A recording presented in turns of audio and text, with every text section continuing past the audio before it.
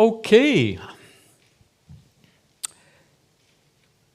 We have a problem when it comes to both perceptions of agriculture in medieval Scotland. Whiggish narratives of improvement and their emphasis on the inefficiencies and ingrained conservatism of pre-improvement agricultural practices have long set the agenda in how we approach the study of medieval farming, and especially skewed discussion of cultivation and farming methods. Marginality and precarity are projected in terms of inbuilt socioeconomic blockers on incentives to invest or innovate, leading to cultural conservatism, inflexibility, and the creation of path dependency that led peasant cultivators onto a progressively narrowing knife edge of sustainability. Physical evidence for expansion or contraction of cultivated areas has attracted explanation largely in Malthusian terms of capability and capacity outstripped by demand, and population checked by famine and disease causing dramatic retreats from the margins. But, as I shall explore this evening, other factors affected agricultural viability or created opportunity, and we can see greater responsiveness to the challenges of climate and weather than traditional narratives suggest. For the post-1000 era, there are lessons to be learned from the paleoenvironmental and climatological methods applied to earlier periods. It is accepted that the Lalia saw profound upheaval with social, economic, and political reconfiguration occurring both within the former Roman Empire and the emergent polities beyond its borders. Analysis of multiple climate proxies from across Europe using Greenland ice core data adds environmental nuance to that era of upheaval. Multi-proxy analysis allows us to formulate general pictures of climatic instability that spanned those centuries. GRIP and JISP2 data show sea ice intensifying around Greenland after 500 and expanding until circa 540 in a cooling trend that commenced in the 5th century. Central Greenland cores, meanwhile, show falling temperatures from the early 400s, with rapid warmer-cooler oscillation over the following 2 centuries. There were periods of greater temperature stability down to about 520, and again from about 540 to 560, but also episodes of suddenly plunging cold, circa 1226, 536, 535, and 585. These coincided with the cooling effects of volcanic dust clouds. Although remote from Western Europe, what was happening in Arctic regions on either side of the ocean had profound ramifications for lands on its eastern side and from northern Scandinavia to the Atlas Mountains of Morocco. Synthesis of proxy data and cross-reference to weather events in Irish and European annals permits a hypothesis that volcanic-induced climatic forcing, as it's called, worsened crop failures across Europe from the 530s. Irish records coincide with descriptions of a climatic downturn from 536 to 550, evident in Byzantine and Persian documentary accounts, Northern Hemisphere tree ring data, and other proxy records. The eruption and dust cloud at the beginning of this 14-year event is now understood as the first stage in the Lalia's record of cold summers, sporadically extreme winters, harvest failures, and famines spanning the 530s to 660s. The dimmed sun, said to have presaged the cooling, likely stemmed from a volcanic dust cloud circulating the globe in the high atmosphere, which reduced solar irradiance. Discussion of this phenomenon widely attributes to it a trigger role in a catastrophic cooling episodes and subsistence crisis in which hundreds of thousands died, whole populations were displaced, and the social, economic, and cultural patterns of large parts of Eurasia reshaped. In what became Scotland, this episode also saw mortalities from the Justinianic plague, which ravaged first the Byzantine Empire in the 540s before spreading west along trade routes that brought it to the British Isles, where it was still rampant in the 550s. Greenland's cooling, especially when coincidental with climate-forcing events like volcanic eruptions, affected different parts of Europe variously. Northern and western Scandinavian temperatures fell abruptly in an event that perhaps provided the folk memory for the Fimbulvetar, the 3-year winter that preceded the world-ending Ragnarok of Norse mythology. In Central Europe and the Eastern Alps, glacier and tree ring data reveal subtler change in the 6th century than experienced further north, with evidence for glacial readvance and poor tree ring growth in the late 530s and 540s. Further west, the late 6th century saw reversal of a long, dry trend in northeastern French weather that had lasted since the earlier 5th century. Extremity here was a shift to cooler, wetter conditions, visible in tree ring records and contemporary annals. It is also evident in upland districts of central Highland Scotland, where a drier episode from after 300 degenerated into resumed peat growth and rising water tables in wetter conditions from around 600. This picture is corroborated by evidence of an abrupt reversal in the NAO state, from positive through the whole of the 400s, where the persistent strength of the Azores High kept the jet stream and the moisture-heavy air moving across the North Atlantic further to the northwest.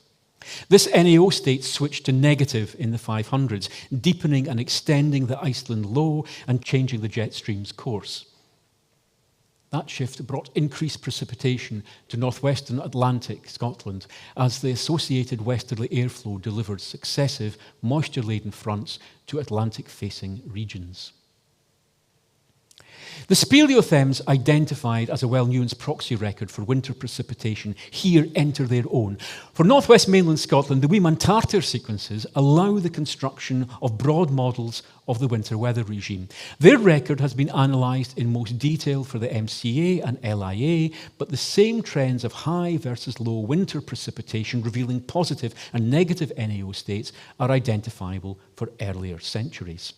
The results, compared with tree ring and speleothem records from Morocco and West Greenland ice cores, are compelling evidence for deteriorating conditions. The data reveal an abrupt reversal from positive after the early 3rd century to negative conditions from shortly before 600. What the conditions signalled in the speleothem data meant for human populations elsewhere in Scotland is largely left to modelled conjecture. Nuance is provided by pollen records from, for example, Port Mahomack in Easter Ross, which suggest broad-brush trends that correlate with the speleothem data. This record only permits generalised reading and lacks a tight chronology, but it reveals changes in land use and wider landscape character. In the 5th century, marshland adjoining the site, later occupied by the monastery, expanded, possibly associated with declining agricultural activity from the end of the 4th century. A drier episode in the 6th century might relate to the long drought evident in northeastern French records and the lower precipitation of the Wee-Mantarter speleothems. Then, a re-emergence of wet-loving plant species points to a wetter phase before 600, which ties in with the speleothems, and resumption of Central Highland peat growth. Overall, through this phase of the site's record, there is a trend towards diminishing agricultural activity and re-expansion of wetland that perhaps reflect the combined effects locally of weather conditions and population decline. This depressed or depressing picture lasts until the foundation of the monastery shortly after 650, when evidence for locally intensive agriculture intensifies. This is where there is divergence in the records. For at Wee-Mantarter, the wettest and generally poorest conditions were in the 680s and early 690s, with a slight recovery commencing in the first half of the 8th century.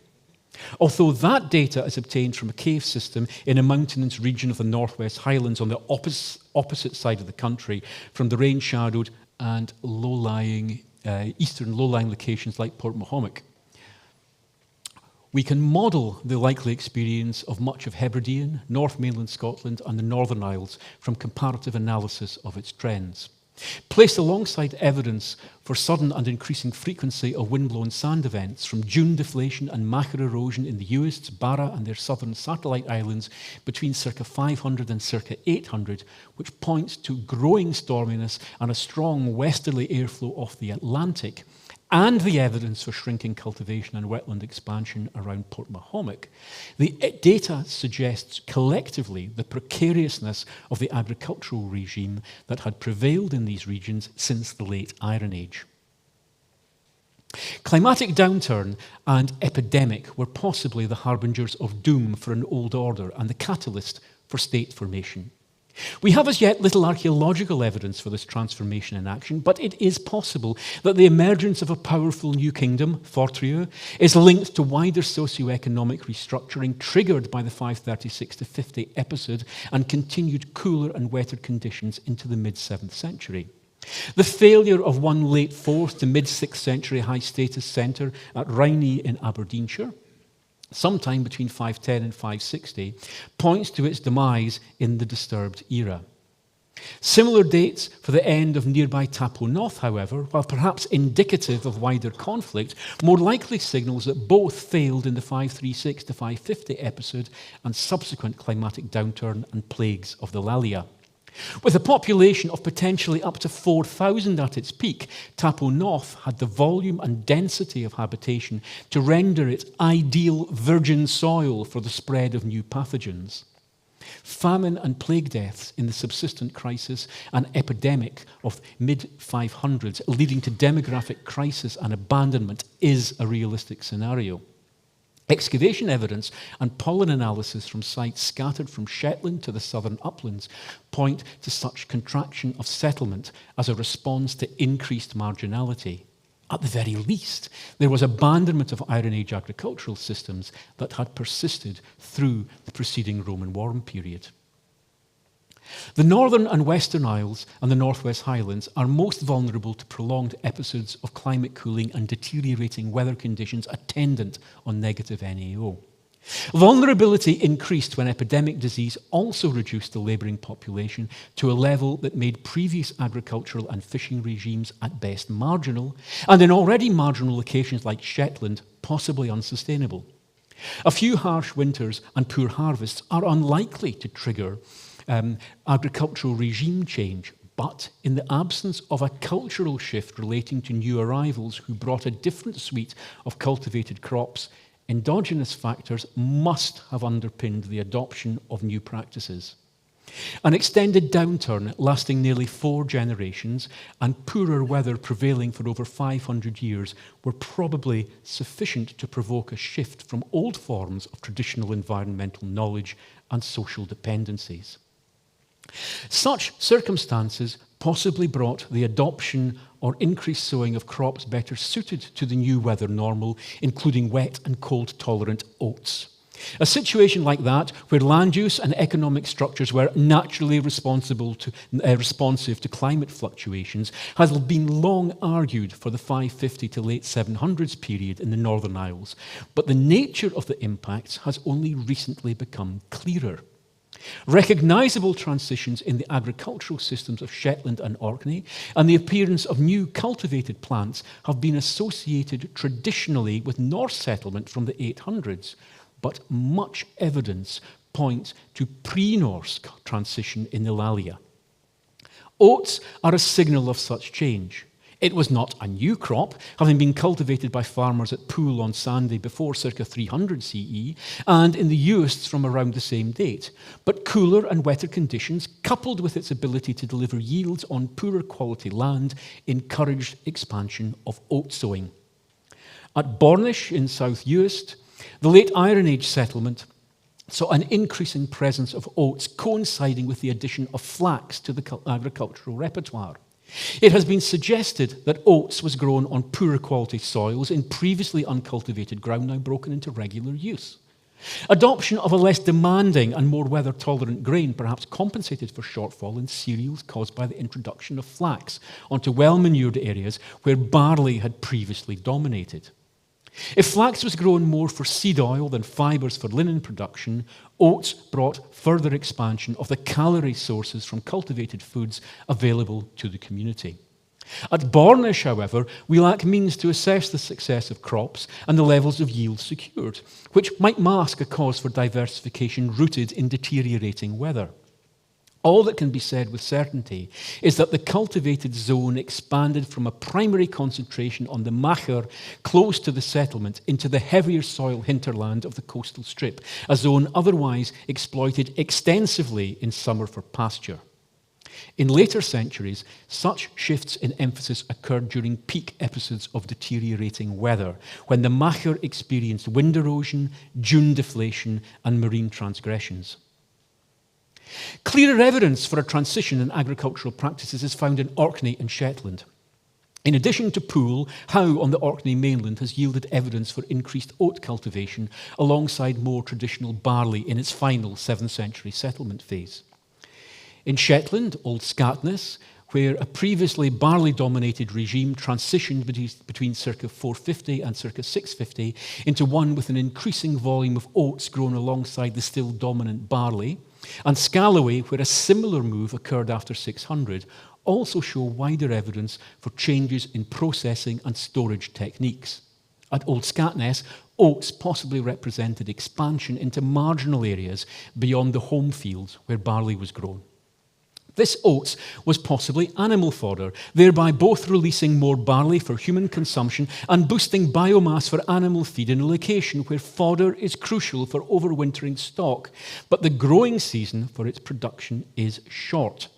Placed alongside evidence from these sites for intensified efforts in cleaning, sorting, and especially indirect heat-sourced drying of wet or not fully ripe grain for storage, however, as seen at Howe, Poole, and Scalloway, we are witnessing adaptation to maintain arable food sources in a time of adverse climate.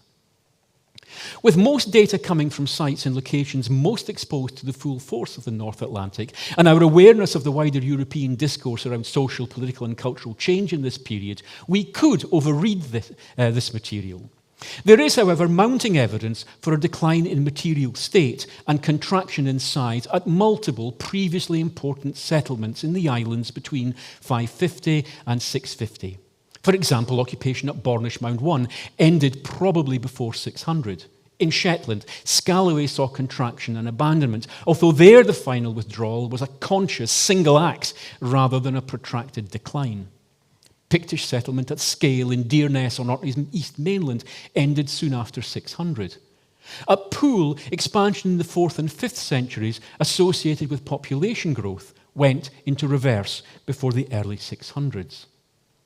The excavation report, however, offers a positive view of this reversal as reflecting, quote, a period of innovation at Poole. New land appears to have been brought into cultivation according to the presence of lighter soils. Cultivated oats may have been introduced. Manuring occurred. Storage and processing may have been centralizing. And dairying appears to have taken place, end quote. These developments are posited as marking early stages of state formation and the increasing power and influence of the church. A less positive interpretation is that a contracting population was cultivating a wider area to maintain yield levels, introducing new crops better suited to poorer conditions, and had adopted dairying and its associated calf slaughter as winter fodder resources diminished. This is still development, showing responsiveness in the face of mounting challenges, but it perhaps occurred as a reactive move against a backdrop of dearth and disease. Jumping forward now to the MCA, there is burgeoning written evidence to humanize broad trends in the archaeological and paleoenvironmental records. These permit us to see political reconfigurations associated with colonization and cultural change add to broader environmental data. Not only do these records narrate processes, but they reveal prevailing socio-legal attitudes. An important example of this is reference to what they termed waste in respect of land. Unlike modern usage of this word, with its connotation of valueless dereliction, waste in the Middle Ages meant as yet unrealized economic potential and value. It is not wilderness, but charters refer to limited or seasonal settlement and foraging. Lords received income from waste, which reveals both routine exploitation and its regulation for profit. In England and throughout much of Western Europe, all undeveloped lands lying in waste were in legal theory the king's property and could be taken into his demesne or disposed of by him at will.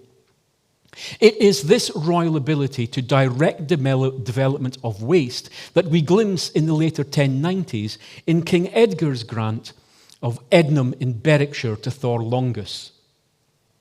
According to Thor's charter granting the church he had built to the monks of Durham, Edgar had given him Ednaham Desertam, and with royal aid and his own money, he, quote, inhabited that said desert place, in the sense that he made it a productive agricultural community sufficiently well populated to sustain a parish. The inclusion of a carucate of land for the priest's glebe at 120 acres reveals that this deserta had been broken into plough cultivation in a short period of time. Here, although the agency for change was the labour of peasant tenants, the development was initiated by the king deliberately to create new agricultural communities on land that was previously lightly exploited. This change dynamic is reflected in reference to waste throughout the lowlands, usually at a transitional point where development was starting. Most surviving references to inroads on waste date from between 1150 and 1250, marking the apogee of agricultural expansion in the MCA. On Coldingham Priory's Berwickshire estate, new agricultural operation by its tenants are reflected in royal confirmation of rights over all nemora et guastina, woods and wastes on priory land, enabling clearance or reservation. At Campsie in eastern Perthshire, Cooperangus Abbey received the king's hunting chase and all of my waste which pertains to it, with rights to its development. At Bavelaw, on the western flank of the Pentland Hills, Henry of Braid was granted the king's waste there before 1236. This elevated property lies mainly above 300 metres, but saw arable development alongside extensive sheep pasture. The value of land designated at waste is further illustrated by a grant from the waste of the King's Forest of Banfier, where in 1242 Walleran de Normanville received 5 named properties. These were entities with delimited bounds in a landscape divided into blocks controlled by other royal tenants. This case reveals reoccupation after long abandonment, which had enabled the king to declare the district waste and take possession, not the working of previously unexploited land. Within awards of waste, the driver was conversion of previously lightly or unexploited areas into productive pasture or arable. It was a step change in intensity of use that was envisaged, and new occupiers received powers to expand settlement and prevent intrusion by others, including those who had previously enjoyed forage and seasonal access rights. Failure to develop the waste, however, was discouraged. In 1221, a lease of land at Dalgarnick on the gravel and scrub flats of the Niths floodplain set the tenant a low rate of 13 shillings and 4pence annually for the first 4 years to encourage her to settle peasant farmers there and allow them to clear ground and start farming. After 4 years, a period indicative of the possible rapidity of transformation, the rent rose to 20 shillings per annum, apparently revaluing the former waste as productive arable yielding rent and other profits. A final clause stipulated that if she left the land uncultivated, then the annual rent would be doubled for as long as it remained in that state. Such clearance saw rapid change in land use across this era. Some areas now brought into cultivation had been farmed in previous centuries, sometimes from as far back as the 4th millennium BCE, but had seen contraction or complete abandonment during the Lalia. More, however, was on land accessible by new agricultural technology, principally heavier clay and stonier soils intractable to older, lighter forms of plough, and where spade cultivation was impractical. The change was enabled by introduction of the heavy mouldboard plough or carruca, while better availability of iron tools and new styles of draft harness eased removal of tree stumps, roots and boulders. Assumed traditionally to have been a 12th century importation to Scotland, archaeological evidence for carruca-style cultivation on the Angus coast, datable to before 1100, suggests its much earlier introduction than believed previously. Whatever the exact date of its arrival, the caruca was a revolutionary development with profound environmental implications. Its iron shoe could be drawn through previously impenetrable turf and root layers, while the broken soil cut by its iron cutter and the sod turned by the mould board to form ridges or rigs. Pulled by a team of 8 oxen, the plough was passed several times on either side of a primary cut, piling earth inwards with each pass to form broad, clearly defined rigs whose corduroy appearance remains a prominent feature of now uncultivated areas of southern and eastern Scotland. This style of cultivation brought multiple advantages that included increasing the extent of land that one community could cultivate, the benefits of increased nutrient release or manuring opportunity it gave, weed suppression, and improved drainage. It also required new forms of social organisation, since the 8 ox teams and expensive iron elements were unaffordable by a single peasant family, leading to the formation of township communities whose members contributed part of the team or equipment and who shared proportionally in the commonly cultivated territory. Collectively, these developments were a major saving in labour and the calories expended by human population on farming activities, enabling both the breaking of new ground, further increasing nutrition levels and creating income-making opportunities through the sale of surpluses, or the application of saved time to new agricultural or craft activities. What is less well recognised, however, is that these human benefits came at an environmental cost most immediately visible in changes to the physical character of the land being worked. As a first step, the existing ground cover was cleared, possibly with pig grazing to suppress vegetation and prevent woodland regeneration, and systematic felling of woodland and scrub cover, followed by removal of stumps and roots. Annual ploughing prevented regeneration of unwanted vegetation or trees.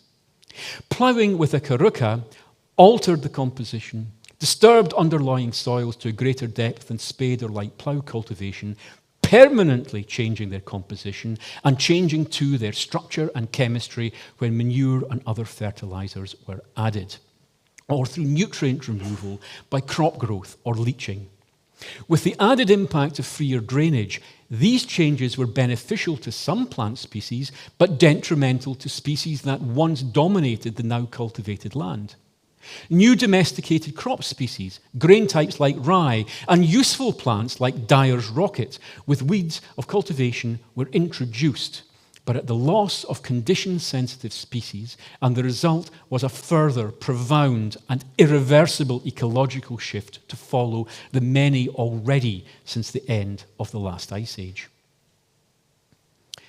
Where were the greatest inroads made? Surviving charter evidence illustrates woodland clearance and wetland drainage for plough cultivation spreading from zones of older settlements into areas that had been less intensively exploited for centuries. Older histories emphasise the monastic contribution to this expansion, but their sources show peasants supplying the labour through which most advances were made. Glimpses of a landscape in which peasant cultivators had already made substantial gains before the 1150s emerge in records of Melrose and Dryburgh Abbey's expansion of their landholding in Lauderdale in the second half of the 12th century.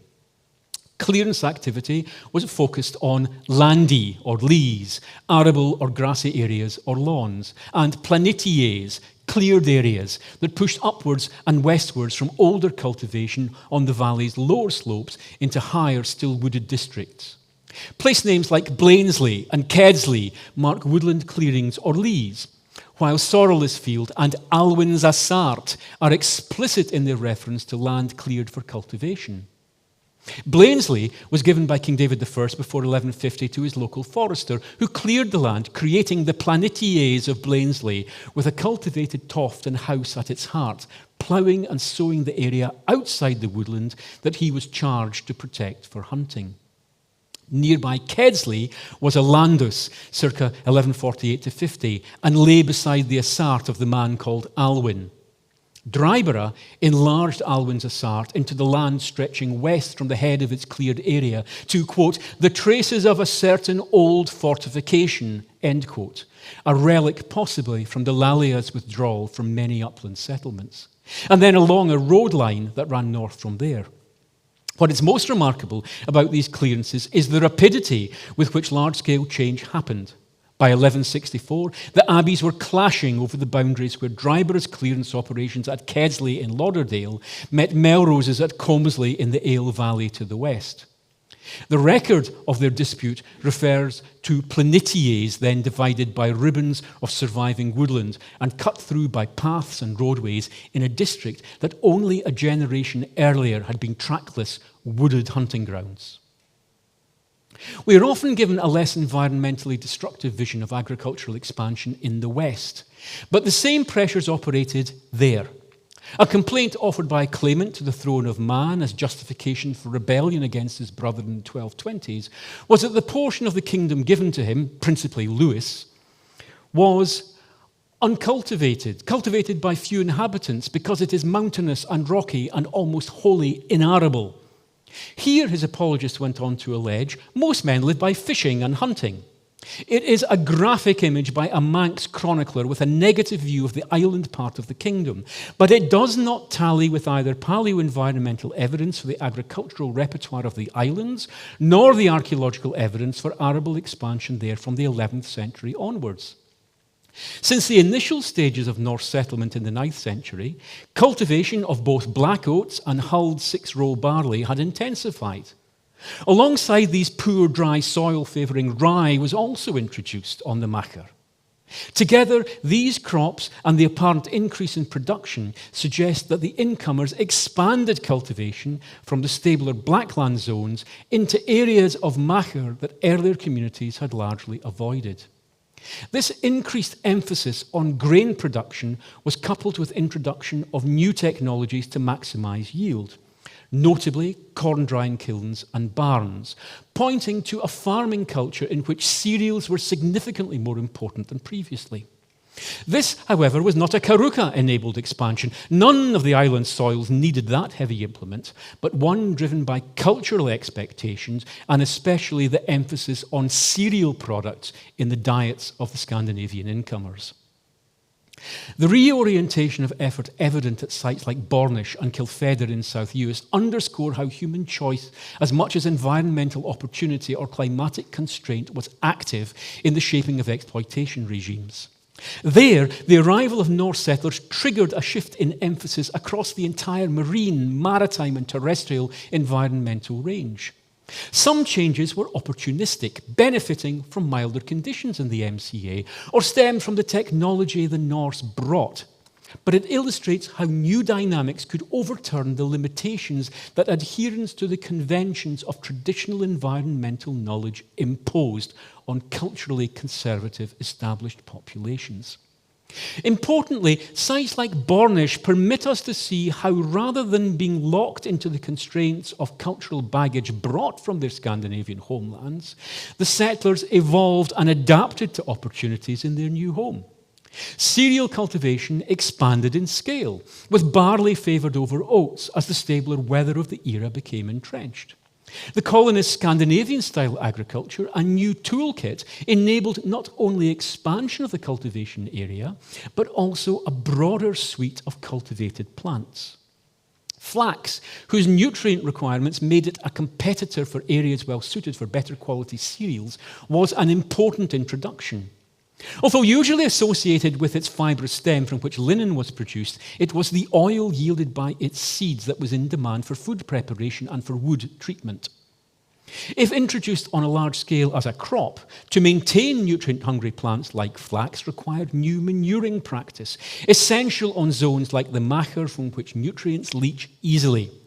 In short, the expansion of Norse cultivation practices in the Western Isles across the MCA contributed to a further ecological shift and facilitated the entrenchment of Machar cultivation that contributed to devastating losses when the stable weather regime broke down late in the 13th century. How ubiquitous, then, was this expansion of cultivation? Our conventional understanding has been that the interplay of benign climatic conditions, new agricultural technologies, rising populations, and commercial opportunity drove expansion to the limits of viability and beyond.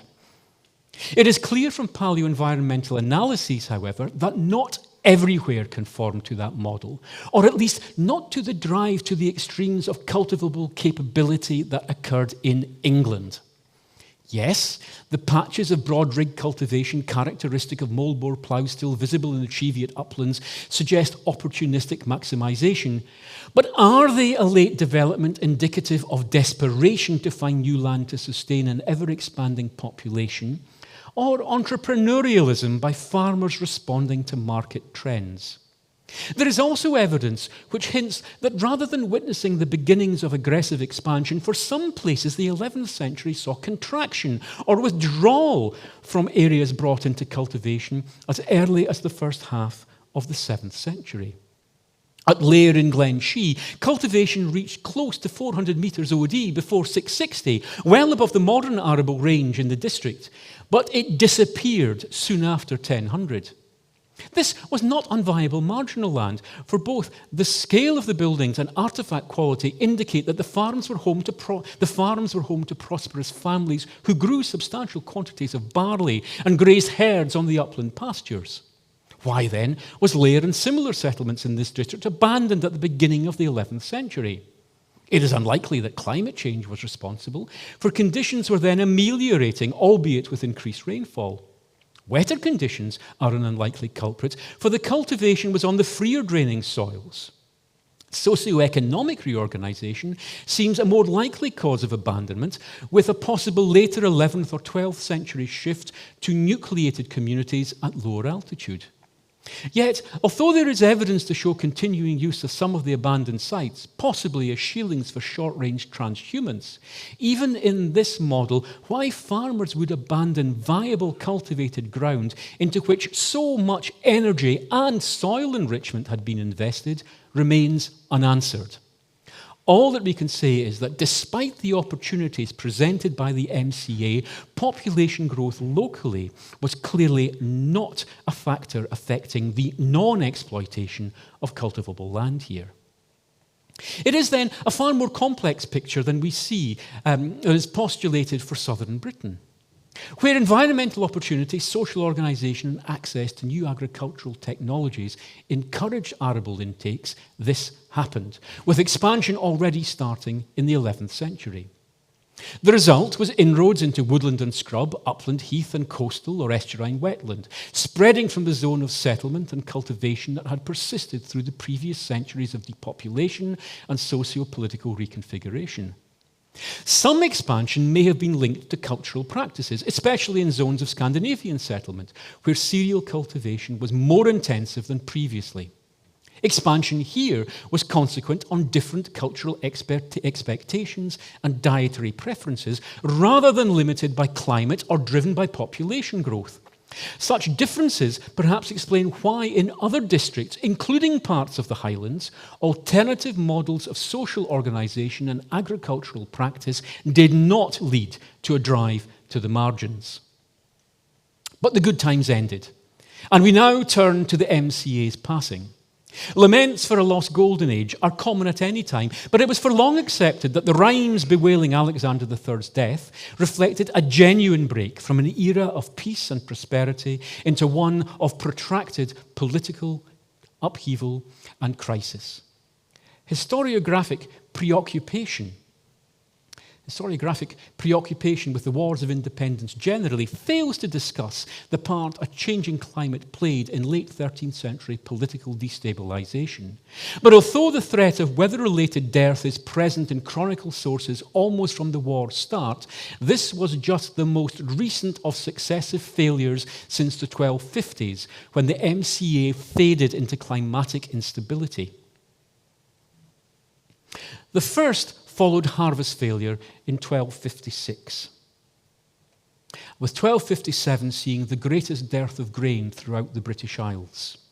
A situation worsened by volcanic forcing from the 1257 Samalas eruption of Gunung Rinjani in Indonesia. A second failure in 1260 brought food shortages and price inflation. The result in 1261-2 was reported as a general famine. A further poor yield came in 1267, and the severe conditions of the following 1267-8 winter led to a cold, wet and windy spring and summer in 1268, with widespread livestock deaths. This bled into a winter so harsh that the ground lay unploughed for sowing the next crop from before November 1268 until after February 1269. Almost inevitably, the resultant poor 1269 harvest brought widespread famine and dearth in 1272, when chronicles reported a great lack of productivity of the land, an unfruitfulness of the sea, as well as turbulence of the air, as a result of which many people fell ill and many animals died. The impact of this event could not be lessened through imports, for it was not just Scotland that experienced these disasters, it being reported that great famine hit France, England, Scotland, and many areas. New climatic instability was taking its toll of human and animal lives. Too few prices for staple foodstuffs are known from later 13th century Scotland to enable any deep analysis of how these harvest failures and grain shortages affected the Scottish people. A few points of comparison can be made with equivalent values in England, made meaningful by the parity of Scottish and English currency values at this time. Higher Scottish than English wheat prices in 1263 and 1264 are suggestive of the lingering effects of harvest failures in the early 1260s. But with no figure surviving from before 1263, it is impossible to determine how high any inflationary spike had been unless we look on the one surviving much lower figure from 1279 as representing a return to some normality. Strikingly similar wheat prices in Scotland and England in 1288 probably reflect a good harvest. Indeed, in one of our few surviving royal financial accounts from that time, the Sheriff of Lanark observed in 1288 that it had been, quote, a good market for wheat. The doubling of the 1288 figure by 1291 and continuing high prices into the mid-1290s confirm the impact of poor weather and harvest failures of the contemporary chronicle accounts, themselves reflecting the climatic disturbance of the Wolf solar minimum of sunspot activity. This handful of price data tells us little beyond the wide fluctuation in wheat values between good and bad years, but relative to incomes, there can be no doubt that the near doubling of grain prices caused real hardship. What that translated into in terms of death through starvation or increased susceptibility to disease through malnutrition, we shall never know. Alongside climate proxy data, our chronicle and price records for the half-century after 1250 reveal an irregular but consistently downward trajectory in weather which affected harvests negatively. There were two sustained episodes of passably good weather with no comment on crop yields, 1273 to 80 and summer 1286 to winter 1290 to 91, both of which correlate with low grain prices. In total, 20 years across the period are categorised as average. In only 3 years, 1253, 1254 and 1288, however, is there consensus that harvests and the weather were especially favourable. There is, on the other hand, also consensus there was a general harvest failure in only 2 years, 1256 and 1260, which caused famine in the years following, again reflected in higher grain prices. In 10 out of the 50 years, famine or dearth was recorded, with 7 instances falling between 1261 and 1272, the first part of that span correlating with poor tree ring growth across the northern hemisphere.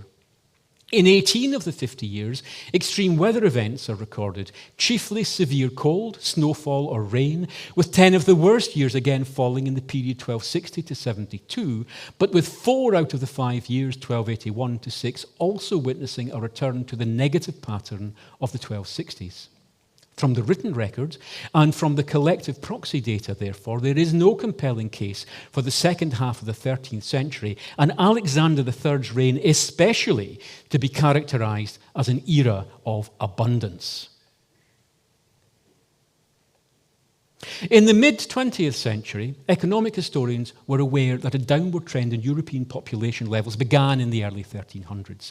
Heavily influenced by contemporary political concerns about global population growth and food supply, which gained widespread popular traction through the 1972 publication of The Limits to Growth, researchers read Malthusian inevitability into historic evidence for overpopulation and overstretch of the resources of productive land, leading to malnutrition and demographic collapse. Exact dates and causes were subject to speculation. For example, French historian Georges Duby mused on a correlation between bad harvests in England between 1317 and 1319 and population decrease.